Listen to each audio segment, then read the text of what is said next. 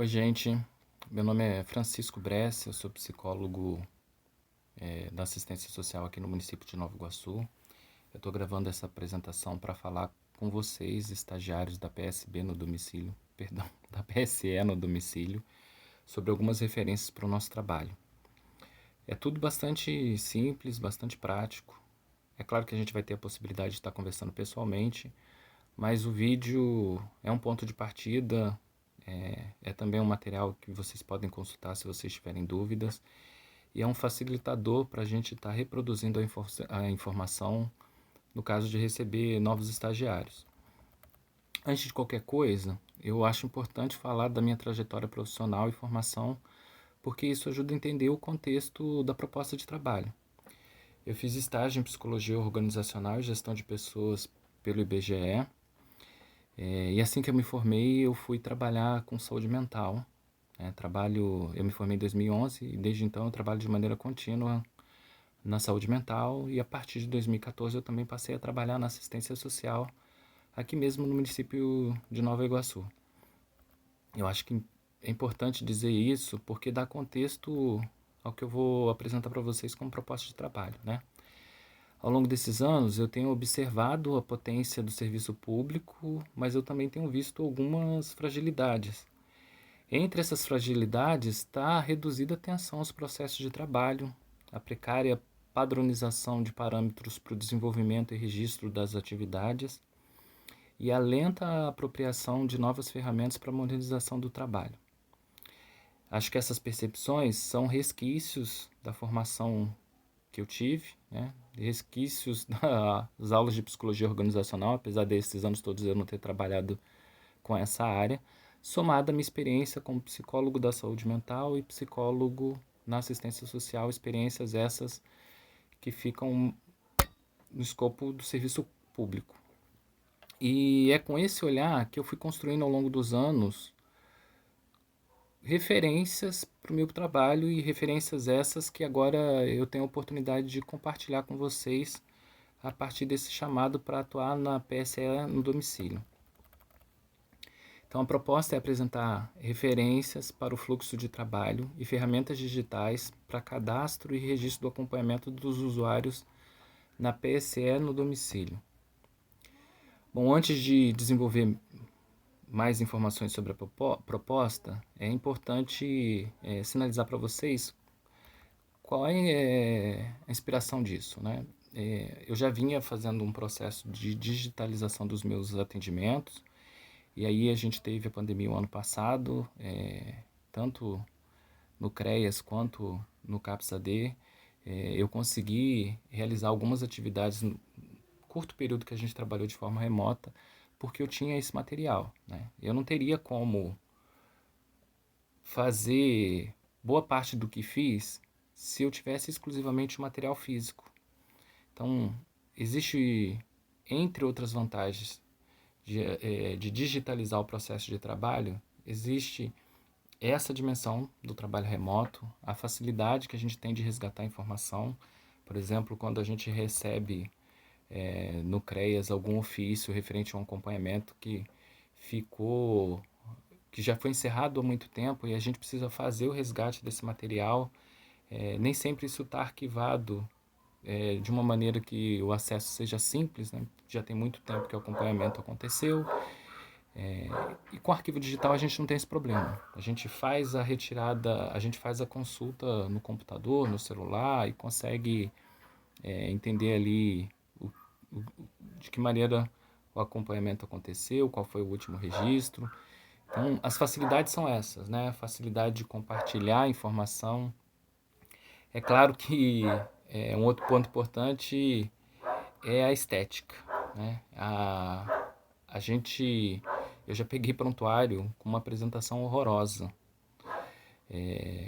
com a letra difícil de entender, incompreensível muitas vezes, e quando não é isso, com uma apresentação assim, bem estranha mesmo. Então, a estética é um aspecto importante disso também, porque uma vez que a gente faz de forma digitalizada, fica tudo padronizado, com uma apresentação que é compreensível e acessível a todos e de fácil compartilhamento. Tá? Então, O objetivo das ferramentas digitais é tornar o processo de trabalho mais simples, eficiente, facilitar o registro, o compartilhamento e o monitoramento das informações. A gente vai estar usando aí duas ferramentas, né? O formulário Excel e o MapMaker. Esse formulário foi um formulário que eu fui desenvolvendo ao longo do tempo. Ainda não é a melhor solução, né? Tem algumas limitações que em algum momento eu vou poder conversar com vocês a respeito, mas é o melhor que eu tenho nesse momento e a proposta é que a gente possa usá-lo. Eu não vou entrar em muitos detalhes porque o formulário do Excel é algo que eu vou apresentar para vocês num vídeo à parte, assim como vou apresentar o MapMaker, né? Esse é o primeiro de 3 vídeos. Mas eu posso já adiantar que ele vai ter essa função, a de cadastrar as pessoas acompanhadas, os usuários e famílias acompanhadas. Ele vai servir como registro de atendimento, como controle de tarefas. Ele vai se prestar também à evolução e à gestão do acompanhamento. E aí, essa é uma dimensão das coisas que eu vou compartilhar com vocês essa gestão. Então, uma parte vai ser feita por vocês e a outra parte será feita por mim. Mais adiante, eu vou sinalizar para vocês como é que essa gestão é feita, quais são os critérios que eu estou estabelecendo, inclusive para a gente poder reelaborar isso, revisar se for necessário,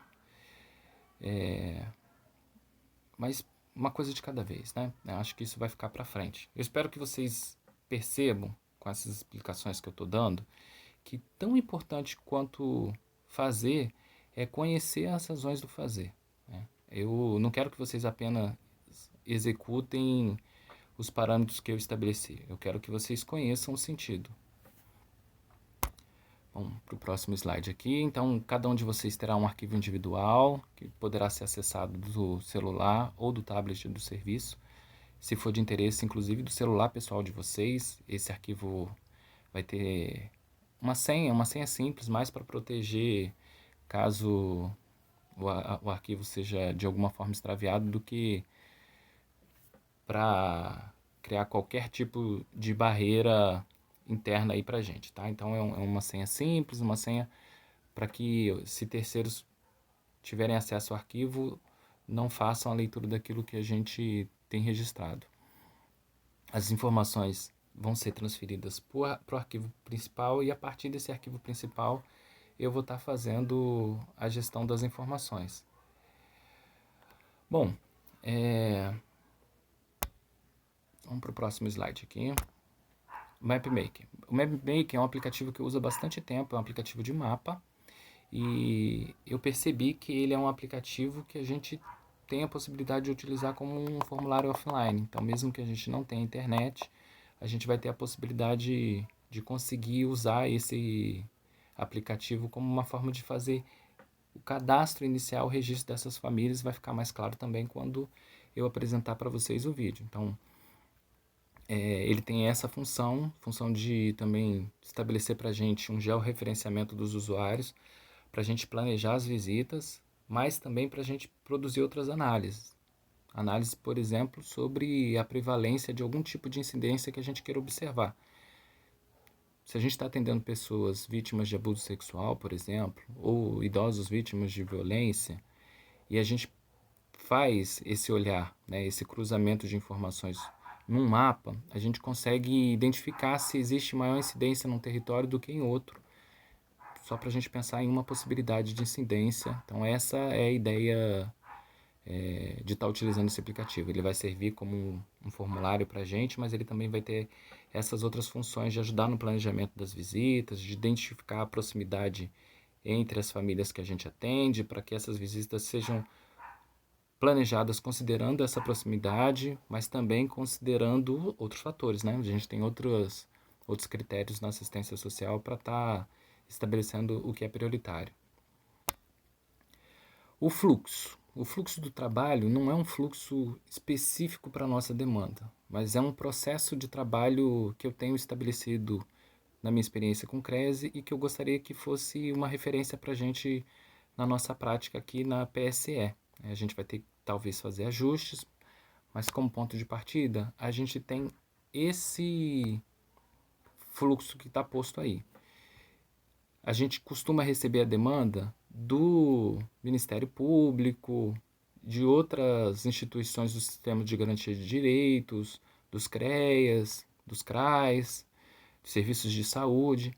E assim que a gente recebe essa demanda, é muito importante estudar essa demanda, porque eu já vi algumas vezes profissionais receberem a demanda e de pronto e fazer a visita domiciliar. Eu não entendo que seja assim um caminho para melhor eficiência e para que a gente consiga aproveitar a visita domiciliar como uma ferramenta. É claro que o nosso serviço é um serviço, digamos, volante, é um serviço que vai estar fundamentalmente funcionando em razão das visitas, mas ele não precisa ser feito de maneira atabalhoada. A gente pode ter um planejamento. Então, é estudar a demanda, é tentar identificar informações na rede, é saber se essa pessoa já é atendida no CREAS ou no CRAS. A gente recebeu a demanda do Ministério Público, é preciso consultar esses equipamentos para saber se existe um histórico de acompanhamento nesses serviços. É preciso consultar o prontuário SUAS para tentar identificar se essa família está inserida ali nesse sistema. Essas informações iniciais servem de subsídio para o processo de visita e muitas vezes qualificam o processo de visita. Então não é como primeiro ato fazer a visita domiciliar, é tentar ter uma dimensão daquilo que a gente vai encontrar e se planejar para fazer essa visita. O passo seguinte, já que a gente tem como instrumento principal a visita, né? Somos um serviço itinerante, não é bem essa definição, mas a gente é um serviço que atende em casa, então a visita domiciliar é passo fundamental desse processo de trabalho. E aí, feita a visita, a gente tem que fazer uma análise do perfil dessa demanda e um planejamento do acompanhamento, porque nesse momento eu espero que a gente já tenha elementos suficientes para fazer essa análise. E o que eu estou falando, chamando aqui de análise de perfil, é uma análise de todos esses fatores, daquilo que a gente colheu de informações, daquilo que a gente identificou no processo de visita, daquilo que a gente avaliou, daquilo que a gente estabeleceu com a rede, é esse todo. Né? E quando chegar esse momento, eu espero que vocês façam uma apresentação do caso. Mais adiante eu vou explicar para vocês como é que eu espero que essa apresentação seja feita. E aí, né, feito essa avaliação, é referenciar, contra-referenciar quando essa demanda foi encaminhada para a gente, para os serviços da rede, adotar as providências que precisa. E o próximo passo é desdobrar essas providências planejadas e renovar as visitas, né? É efetivamente seguir com o processo de acompanhamento. Então, isso não define cada passo de todos os nossos acompanhamentos, mas serve como uma referência, serve para a gente ter estabelecido aí um processo. Então, eu vou imprimir esses slides para vocês, isso que está na tela aí agora, vocês vão ter em mãos para poder consultar. Aí tem algumas coisas que eu aponto, identificar a área de abrangência, identificar o perfil, é para acompanhamento na PSE, a gente está recebendo uma demanda, essa demanda está qualificada naquilo que é a proposta da PSE no domicílio, está estabelecida uma situação de risco, violência, violação de direitos, é possível contatar o usuário antes de fazer a visita? A gente pode tornar essa abordagem uma abordagem menos invasiva, uma abordagem em que a gente respeita o espaço do usuário, é a casa desse usuário, então não dá para ir chegando sem... Assim, é importante, antes de chegar, sempre que possível, que a gente consiga estabelecer um diálogo prévio. E aí tem os outros pontos, eu não vou me estender não, porque esse vídeo já vai ficar longo. Vocês podem consultar isso ponto a ponto e a gente pode estar conversando depois. Eu estabeleci duas ações complementares que não são fundamentais para o acompanhamento, mas que eu acho importante para vocês que estão nesse processo de formação profissional, né? Estão estagiando. O estágio é uma experiência de troca, uma experiência em que eu aprendo muito. Eu aprendi muito com os estagiários que eu tive no CREAS durante esses últimos meses. Mas é também uma oportunidade para vocês desenvolverem algumas habilidades. E aí a habilidade que eu penso que é importante é expressar a avaliação e o planejamento do processo de acompanhamento. Então, eu penso que isso pode ser feito de duas formas. Falar é importante, expressar isso é importante, daí essa proposta de que vocês façam uma apresentação do caso em áudio, num grupo que a gente vai ter específico para isso, depois que aquelas primeiras etapas forem cumpridas. O estudo da demanda, a visita domiciliar e o estabelecimento inicial de planejamento. E aí se faz o áudio para a gente poder estar colocando isso em grupo, né? Ao mesmo tempo que isso compartilha uma informação, já que a gente trabalha em sistema de plantão e nem todo mundo vai estar junto todos os dias, ao mesmo tempo que exerce essa função, faz a função de exercitar em vocês a habilidade de comunicar aquilo que vocês fazem, tá? A outra proposta é para pensar aí o processo de acompanhamento, para a gente poder estabelecer uma avaliação daquilo que está sendo feito. Então eu fiz uma classificação, um sistema de cores,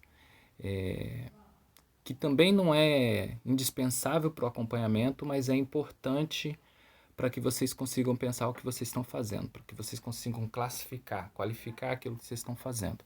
Tá?